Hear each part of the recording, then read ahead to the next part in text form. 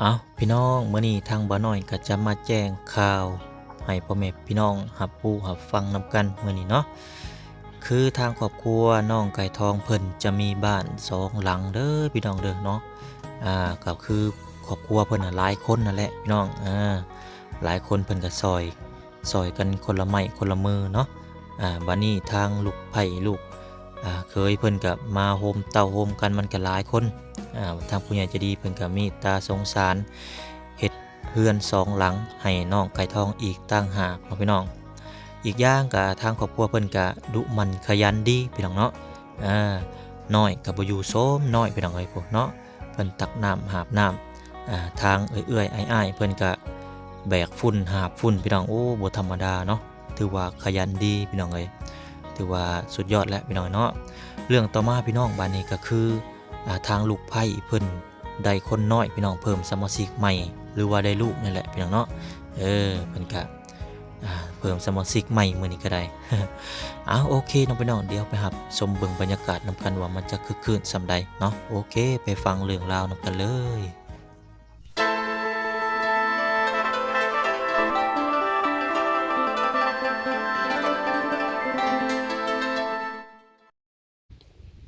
น้องพี่น้องสลับภาพมาตอนนี้หลังจากมาตะเฮือนน้องลินดาน้องกัญญาเพิ่นพี่น้องเนาะก็มาเยี่ยมมายามนี่แหละพี่น้องเอ้ยน้องไก่ทองเพิ่นพี่น้องเนาะมื้อนี้ก็นี่แหละพี่น้องเนาะทางเพิ่นก็อยู่ครบหน้าครบตาเลยมื้อนี้ก็ได้เนาะเต้า มาเบิ่งพวกบดปลูกผักปลูกหญ้าพี่น้องเอ้ามันยังคือเห็ดซุ่มนั่นน่ะพักเห็ดซุ่มยังอ่ะนะโอ้มีซุ่มน้อยอันนี้สวัสดีน้องไก่ทองสวัสดีน้องมก โอ้ยเห็ดยังอันนี้ฮะเพิ่นเห็ดยังอันนี้เห็ดตูบโอ้ไผสินอนเนี่ยนี่ฮะไผนอนเพิ่นนอนบ่เพิ่นคือนอนในนี้อันนี้เนาะฮะเพิ่นเกิดลูกเอาแล้วอันนั้นพี่นางเจ้าเกิดลูกบ่อ๋อมื้อน่ะพี่น้องบ่น้อยถามเพิ่นอยู่ในหั่นได้จักเดือน8เดือนเพิ่นน่ะปกติคือ9เดือนเนาะพี่น้องเกิดอันนี้8เดือนเกิดแหละพี่น้องเอ้ยโอ้เกิดก่อนกำหนดโอ้เพิ่นเฮ็ดเวียกหลายได้พี่น้องสงสัยแบบซี่แหละเฮ็ดเวียกหลายเกิดก่อนกำหนดได้พี่น้องเอ้ยโอ้เบิ่งไปถามเพิ่นก่อนพี่น้องเอ้ยเนาะไปลูกละอ๋อบ่น้อยบ่ได้ฮู้เลยพี่น้องเนาะเขามาคิดว่าเพิ่นปลุกตู่เพิ่นหยังให้เด้พี่น้องเอ้ยเพิ่นกำลังสูบน้ำเนาะอ๋อผู้คนน้อยอยู่พูดพี่น้องแม่เพิ่นอยู่พี่คนน้อยอยู่พี่เนาะอ๋อโธ่มาเบิ่งคนน้อยก่อนพี่น้องเอ้ย คนน้อยอยู่พี่เนาะเออสวัสดีเด้อสาวนางเด้อโอ้เพิ่นได้ผู้ชายหรือแม่นหญิงอันนี้ฮะผู้ชายโอ้กำลังหน้าแดงๆพี่น้องเอ้ยเนาะเกิดมื้อนี้เลยบ่ฮะก็เกิดนี่บ่นี่โอ้เกิดอยู่ในเฮือนหรืออยู่ห้องหมอนี่ห้องหมอจุสุมนี่โอ้ทางพ่อเพิ่นกำลังสิพังแห่เนี่ยเนาะทางพ่อเพิ่นกำลังสิพังแห่ฮักกับมื้อวานนี่พี่น้องบ่น้อยถามโอ้โหดโพก็ได้บ่พร สวัสดีโอ้ขอยคิดว่าเพิ่นเฮ็ดซุ่มหยังอะนะสวัสดีเด้อทางแม่เกิดลูกมื้อนี้เนาะได้หลานน้อยอีกแล้วนี่เนาะคักเป็นหลานไงร้านแท้ๆวะหลานแท้ๆเลยเออแต่8เดือนแล้วอ่ะ8เดือนแต่ออกก่อนแหละคือออกไวอืมแต่ก็แข็งแรงอยู่ที่เนาะบ่ได้เอาเขาไปในบ่คือนั่นน่ะเดี๋ยวเอาเขาเพิ่นไปในบ่หรือจังได๋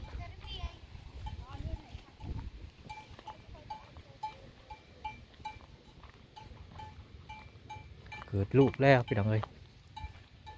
อืมเกิดลูกยามหนาวพี่น้องเอ้ยเนาะก็นี่แหละเขามาหาเพิ่นก็แจ้งการเลยพี่น้องเนาะก็มี FC เพิ่นยังสงสัยอยู่พี่น้องเอ้ยเนาะสงสัยอันอายุทางบลาก็แบบว่ามาเฮ็ดเฮือนอย่างนี้เนาะ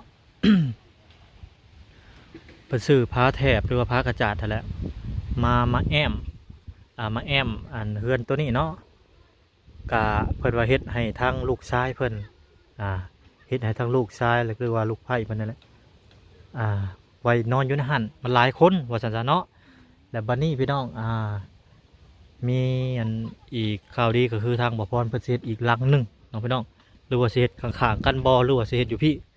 หรือว่าจังใดก็รอเบิ่งน้องพี่น้องเพราะว่าทางบ่พรก็มีงบซื้อตีนเสาซื้อเสาพี่น้องเพิ่นจะสั่งมาเฮ็ดใหม่เลยเนาะก็บ่ได้แจ้งรายละเอียดให้พี่น้องทำผู้หาฟังนำกันพี่น้องเอ้ยก็ถือว่ามื้อนี้แจ้งข่าวดีเบิด2เพิ่นได้ล้านน้อยมื้อนี้ก็ได้พี่น้องผู้เพิ่นถือผ้าอ้อมผ้าแอมไปแล้วเอาพี่น้องเอ้ยเนาะเข้ามาก็พอดีเลยว่ามาแจ้งพี่น้องแต่เฮือนน้องไก่ทองไปได้เฮือนอีกหลังนึงว่าซั่นซะเนาะคนละหลังเลยมี2หลังว่าซั่นซะเอาพี่น้องเอ้ยก็สิรถคันนี้แหละเพิ่นพาไปห้องหมอเสียงไห้แล้วพี่น้องเอาแง่แล้ว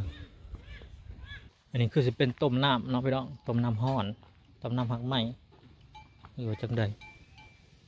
ต้มไข่นี่เนาะ คือสิแม่นหมอนั่นหมอน้ำห้อนหมอน้ำอาบตีนี่เนาะตัวนั้นเป็นหมอน้ำห้อนกินอยู่ในแต่หมอน้ำห้อนกินตัวนี้คือจะเป็นหมอน้ำอาบทางน้องๆเพิ่นก็เฮ็ดซอยพี่น้องนะปุ๊เพิ่นกำลังงานนั่นน่ะเนาะอนามัยพี่น้องเนาะอนามัยคนน้อยอนามัยคนน้อยคนใหญ่อาบน้ำให้คนน้อยพี่น้องเนาะกำลังหก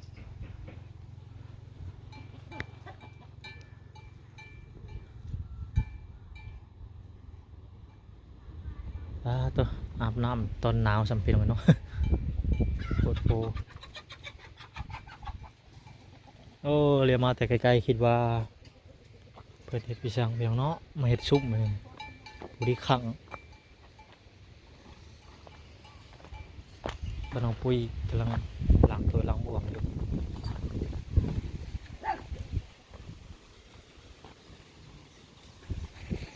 สวัสดีน้องปุ้ยไปได้เกิดจากโมงเกิดแต่โดนระบาดเกิดประมาณ2 โมงเนาะแสดงว่าอยู่ห้องหมอนี่ก็3 ชั่วโมงแล้วนี่2-3 ชั่วโมงแล้ว2 ชั่วโมงแล้วเด็กผู้ชายพี่น้องมื้อหน้าคอยถามแล้วนี่แหละมื้อน่ะได้จากเดือนแล้วว่ะ8 เดือนเดือนคลองสิออกแล้วว่ะมามื้อนี้ว่าออกแล้วพี่น้องกำลังถามกำลังถามเพิ่นเมื่อวานเนี่ยเพิ่นคุดนี่แหละให้สิวว่ามันสิออกนี่บ่ปกติ9 เดือนได้คนอันนี้8 เดือนออกก่อนกำหนดบ่อีกอย่างก็ยันเราเฮ็ดเวียกหลายเราเฮ็ดเวียกตลอดบ่เห็นแล้วบ่เฮ็ดเวียกตลอดอันตรายเด้บ่อยากให้เฮ็ดเวียกหลายปานใดให้ย่างไปมาเฮ็ดเวียกหลายเกิดก่อนกำหนดได้กำหนด9 เดือน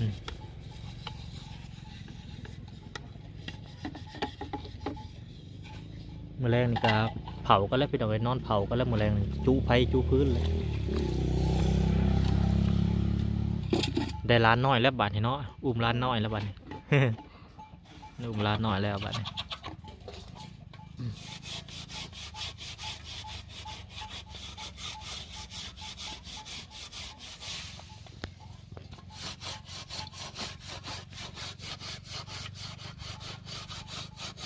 ไปได้น้ำบริเข้มบ่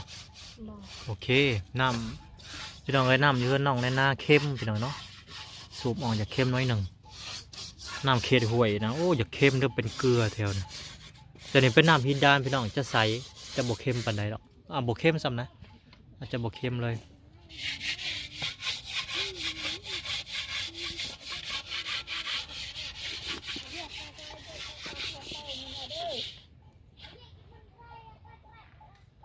เดี๋ยวมานอนซุ่มน้อยแล้วบ้านผู้ที่ได้พักกระตาดพี่น้องครับผู้ได้พักกระตาดป้าจ้าเอาผ่าย่างซื้อผ่าย่างแล้วมากังมุนจะมีพักกระตาดพี่น้องแล้วก็เห็ดอยู่นี่เลย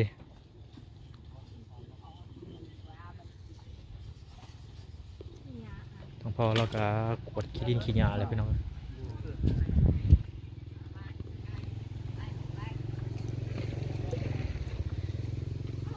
หดเท่านี้หดสวนเท่านี้แต่ละคนทำหน้าที่พี่น้อง เด้มันซื่นแหละก็บักพริกมันซื่นแหละ เออ ก็บักพริกซื่นแล้วพี่น้องเนาะผักหญ้าเริ่มซื่นแล้วปลูกตะบิดนี่อาจจะเหี่ยวน้อยนึงแต่มันดูดน้ำขึ้นมานี่ก็ถือว่าซื่นแล้วผู้เริ่มเคี้ยวกันเลยพี่น้องเอ้ยต้องบ่ให้แบะมาแล้วนี่ต้องได้เฮ็ดหัวผักหอมเปรย์ก็งามเลยเอาออกแต่นี่แล้วบัดนี้ตัวนี้บงออกแล้วก็ออกไปซักมันแตกหนอออก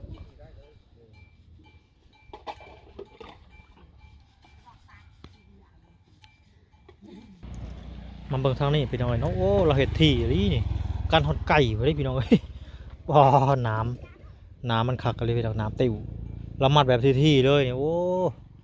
คักพี่น้องเอ้ยเนาะโอ้แบบกันทุกอย่างเลยแบะกับบอยมากเขามาอย่างนี้เนาะแบะไก่ เห็ดที่ลี่น้องไก่ทองจะเห็ดโอ้ได้เรื่องบ่ให้ไก่บ่ให้เมียงเขามาแบะกับบ่เขามาแล้วนี่ได้เรื่องตัวพี่น้องเนาะโอ้ท่านนะถามน้ำมาแล้วเอ็ดบาทนี่โอ้ โอ้แต่ละคนเป็นยังไงขยันขนาดเนาะไปคนอ๋อ แต่ละคนดุขนาด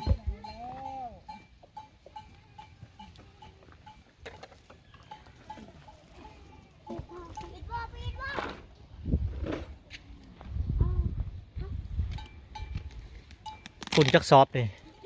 โอ้ได้หลายเติมโอ้พวกพี่น้องฝุ่นขี้ฝุ่นเพิ่นเอามาแล้วทำหน้าที่ต่อพี่น้องไอ้ถ้าพัวแล้วก็อีลูกคลึกอยู่กับอันนั้นลูกหน่อยเราพี่น้องเนาะแล้วเห็ดต้มน้ำต้มในเราทางนี้ก็เห็ดเวียกต่อทำงานต่อน้องไก่ทองไปตักน้ำบ่โอ้แต่ละคนก็ทำหน้าที่ไพ่ลาวพี่น้องเอ้ยน้องมุกเด้เจ้าเชียร์ยังลูกเจ้าน่ะเฮ็ดยัง เจ้าน่ะเฮ็ดยัง ยังอันนั้นอยู่ข้างๆอยู่เพิ่นบ่เข้าใจความลาวพี่น้องเอ้ยเพิ่นบ่เข้าใจความลาว โอเคเจะสิตักน้ำบ่เจ้า โดยอย่างเดียว บ่ไปยังเจ้านั้นยืนเบิ่งซื่อๆก็ได้เจ้าใหญ่เด้อเจ้าจังเฮ็ดเวียกเจ้าเฮ็ดยังบ่ได้แต่เจ้ายังน้อยอยู่ถ้าเบิ่งอ้ายๆเอื้อยๆเจ้าเฮ็ดใหญ่มาเจ้าก็เฮ็ดตามนะเว้าหยอกซื่อๆเด้อ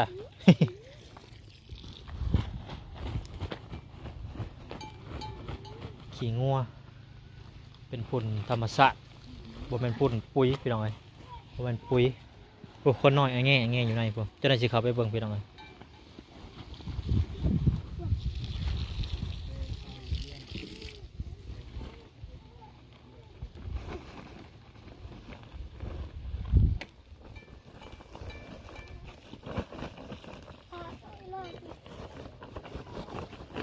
เฮ็ดมือใดก็เฮ็ดใดแหละ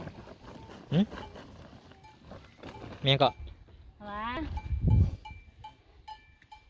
ได้ดินตัวเองแล้ว ว่า เดี๋ยวดินตัวเองแล้ว เฮ็ด แม่ละเดี๋ยวดินตัวเองแล้วก็เขียวเห็ดแล้วเขียวเห็ดไว้เขียวปลูกเขียวพังไว้ เฮ็ดของคนอื่นหันเราก็อยากให้เฮ็ดแบบ แมนเห็ดของตัวเองเลย ดินเขา เห็ดอยู่ใส่กันแหล้ว แต่ดินตัวเองแล้วบัดนี้ดีใจแห้งแล้วละพี่น้อยคือสิยิ้มหัวได้แล้วบัดนี้ทางน้องๆเพิ่นก็ขยันพี่น้องไอ้พวกแต่ละคนว้าวคนน้อยก็ได้สิคือเอาคู่ใหญ่แท้น่ะโอ้กูเลือคนนะ หัวแล้วก็หัว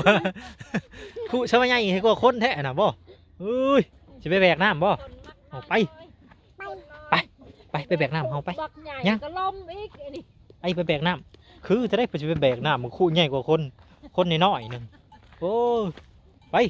ไปนำหนึ่ง นี่น้อยก็ไปอยู่ส้มน้อยนี่เนาะน้อยพริกขี้หนูได้นี่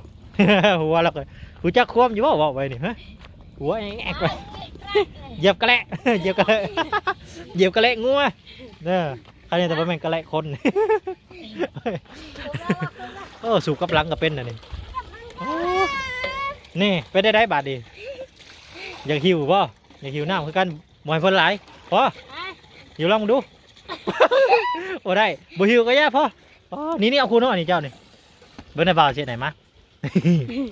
เอาคุณน้อยเดี๋ยวเจ้าเดิมใหญ่บ่ไปหิวไปไม่ใหญ่ไปโอ้โอเคบาดนี้ได้แล้วโอ้ยตายบาดนี้บ่น้อยสมบ่อยู่สมน้อยพี่น้องเอ้ยแล้วก็อยากหิวเขาแล้วเฮ็ดบาดนี้อาบน้ำไปน้ำ อาบน้ำไปน้ำไปหดพักเด้อคนน้อยๆนี่ก็บ่ทำอะไรเช็ดเขากองไฟ ฮึบคือได้บ่ฮึบอุ้ยน่านหิวมาได้แล้วบาดนี้หดก็มาพริกนี่ใส่หดบ่ละบ่ใส่ตัวใดยังบ่หดลูกใส่ตัวใดยังบ่หดตัวนี้หดละบ่ฮะหดเบิดแล้วยังตัวใดใส่ยังบ่หดบาดนี้มาพี่ลูกเอามาพี่มาหดพี่มาเบิ่งคือดูแท้สิใส่เพิ่นเบิ่งเป็นอะไรนี่หดตัวนี้ลูกนี่หดตัวนี้หดตัวนี้หดตัวนี้หดตัวนี้ลูกหดตัวนี้โอเคหดลงเลยจ้าโอเค ได้เรียบร้อยโอ้เมื่อยบ่น้องไก่ทองประชุมหน้าเมื่อกี้นี่คนเมื่อยปุ๊ตัวแต่ละคนกับธรรมดาเป็นยังไงเนาะน้ำพักใหญ่เลยนี่มันจะคุใหญ่มา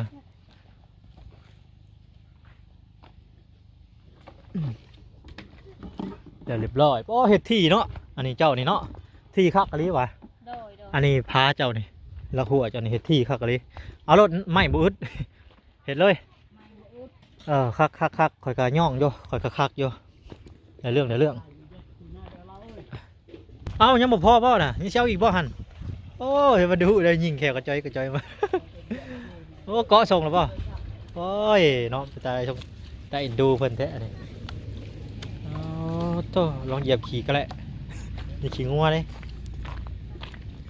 ก็แล้วงัวเกือบบ่มีบ่ลูกฮะเกือบเจ้าบ่มีบ่มีเลยมันไม่ได้ใส่เพิ่นบ่ถนัดเนาะอย่าเหยียบเด้อโอ้ตำ เกือบตำกับเอื่อยมันตายยังตัวได้บ่ได้โหดบัดนี้ได้น้อยกับไปอยู่ส้มน้อยพี่น้องเอ้ยโอ้ไปละพูนสิบ่เฮ็ดตัวเก่าบ่นี่ บ่โหดแล้วลูก โหดแต่ตัวเก่าอันนี้พอแล้วบัดนี้เด้อพอเด้อเจ้าสิเมื่อยตักไว้มื้ออื่นโหดมาพริกเป็นหมากเลยให้บนนี่ เป็นแล้วตัวนี้ลูกเก่งจะหดโอ้ยเกือบตำโดนพื้นอย่างกี้แล้วว่าตัวคอยไปโดนเอิ้นล่ะ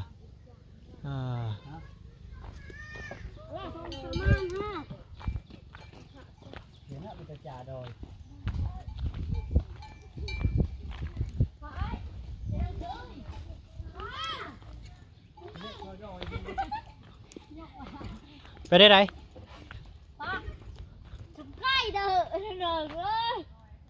บ่เมื่อยบ่พอเด้อเขียวนี่เด้อ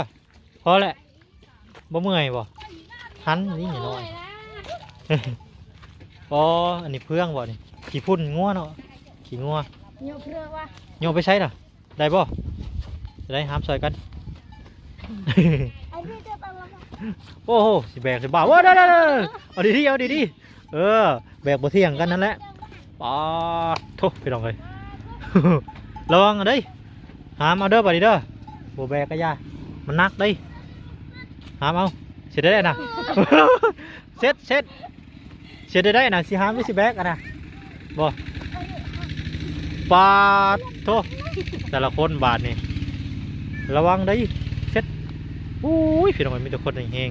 ๆก็ย่อมกันเลยมันยิงแบกได้พี่น้องเนาะตัวฝุ่นมันนักได้นี่ฮะแต่ละคนก็ได้ปงตัวแบกขี้งัวฝุ่นนักได้นี่เนาะ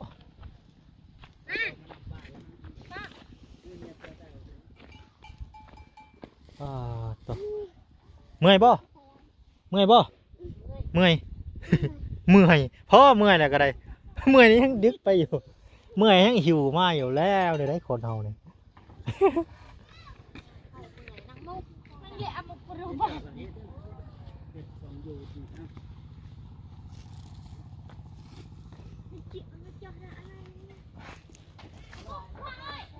ไปได้คนน้อยเพิ่นอุ่นอยู่บ่กินข้าวเลยเนาะอันนี้เนาะโอ้ คนน้อยเพิ่นอาบน้ำแล้วเนาะอาบแล้วอันนั้นเป็นน้ำหางไหมบ่อันน่ะน้ำยังอันนี่ ต้มน้ำอาบบ่หรือน้ำหางไหม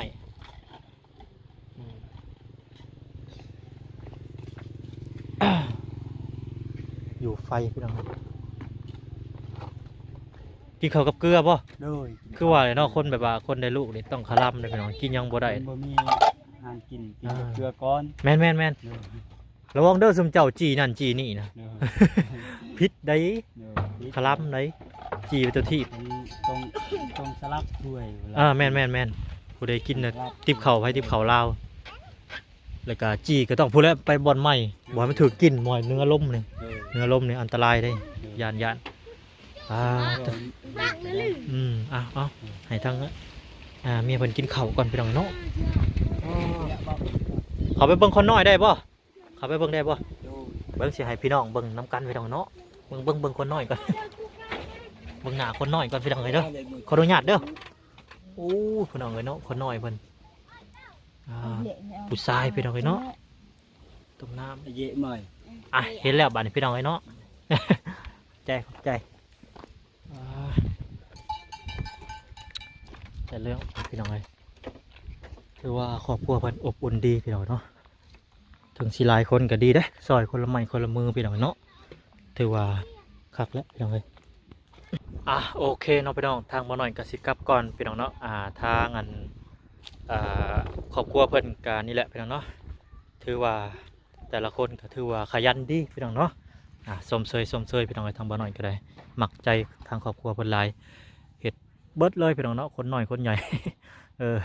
เฮ็ดหัวเฮ็ดสวนเฮ็ดแลนพุ่นแลนพี่น้ำกันพี่น้องเอ้ยเราก็ดีใจพี่น้องเอ้ยเราก็ดีใจแห้งได้ที่อยู่แล้วเนาะตอนมื้อนี้ก็เพิ่นได้ลูกพี่น้องเนาะพุ่นแหละทางบ่น้อยก็สิเข้ามามื้ออื่นเช้าพุ่นแหละเนาะสิเข้ามาเยี่ยมมายามเพิ่นใหม่อีกครั้งเพราะว่าทางเฮือนชานบ้านซองน้องไก่ทองเพิ่นก็สิปลูกเป็นหลังใหม่อันนี้ก็เป็นของทางพี่นางเพิ่นเนาะอยู่กับให้เพิ่นอยู่กับผัวเพิ่นกับลูกเพิ่นอันนี้ก็สิอยู่ทั้งน้องไก่ทองเพิ่นพี่น้องเนาะโอเคพี่น้องพบกันอีพีหน้าสำหรับอีพีนี้ขอกล่าวคำว่าสบายดีพี่น้องสบายดี